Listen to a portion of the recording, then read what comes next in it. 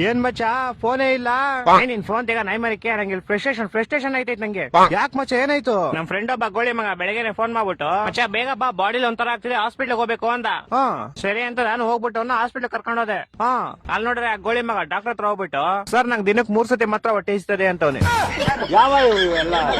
ಆಮೇಲೆ ಅದೀಗ ಡಾಕ್ಟ್ರು ಅದೆಲ್ಲರಿಗೂ ಆಗುತ್ತಪ್ಪ ಅದ್ ಬಿಟ್ಟು ಬೇರೆ ಏನಾದ್ರು ಪ್ರಾಬ್ಲಮ್ ಇದ್ರೆ ಹೇಳು ಅಂದ.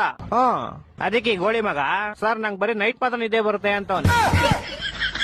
ಆ ಡಾಕ್ಟ್ರು ನನ್ ಮಗ ನೋಡ್ತಾವನೆ ಎಂತ ಗೋಳಿ ಮಂಗ ಕರ್ಕೊಂಡ್ ಬಂದಿದ್ಯಾ ಅಂತ. ಅಯ್ಯೋ ಮತ್ತೆ ಕರ್ಕೊಂಬಂದ್ಬಿಟ್ಟೆ ಶಿಶುನ ಹೆಂಗ ಆಚೆಗೆ. ಆಚೆ ಬಂದ್ಬಿಟ್ಟು ಶಿಶು ಹಾಸ್ಪಿಟ್ಲ್ ಎಲ್ಲ ಫುಲ್ ನೋಡ್ಬಿಟ್ಟು ಮಚ್ಚ ಈ ಹಾಸ್ಪಿಟ್ಲ್ ನಂಗೆ ತುಂಬಾ ಸ್ಪೆಷಲ್ ಅಂದ. ಏನ ಸ್ಪೆಷಲ್ ಅಂದ್ರೆ ಮಜಾ ಈ ಹಾಸ್ಪಿಟಲ್ ಹುಟ್ಟಿದ್ದು ಅಂದ. ಅದ್ರಲ್ಲಿ ಏನ್ ಸ್ಪೆಷಲ್ ಐತಂತೆ? ನಾನು ಸೇಮ್ ಕ್ವಶನ್ ಕೇಳ್ದೆಪ್ಪ.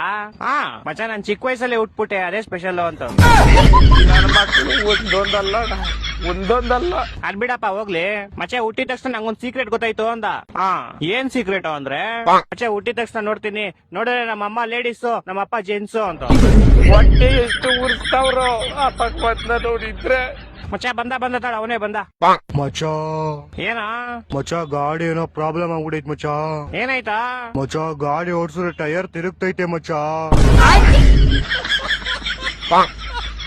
ಮಚ್ಚ ಏನೋ ಮಾಡೋದು ಇವಾಗ? ಮಚ್ಚ ಇದು ಇಲ್ಲೆಲ್ಲೂ ಆಗಲ್ಲ. ಏರೋಪ್ಲೇನ್ ಟೈರ್ ರಿಪೇರಿ ಮಾಡ್ತಾ ಗೊತ್ತಾ, ಅಲ್ಲೇ ಹೋಗ್ಬೇಕು. ಅಲ್ಲಿಗೆ ಫೆಬ್ರವರಿ 30ನೇ ತಾರೀಕು ಹೋಗೋಣ ಸರಿನಾ?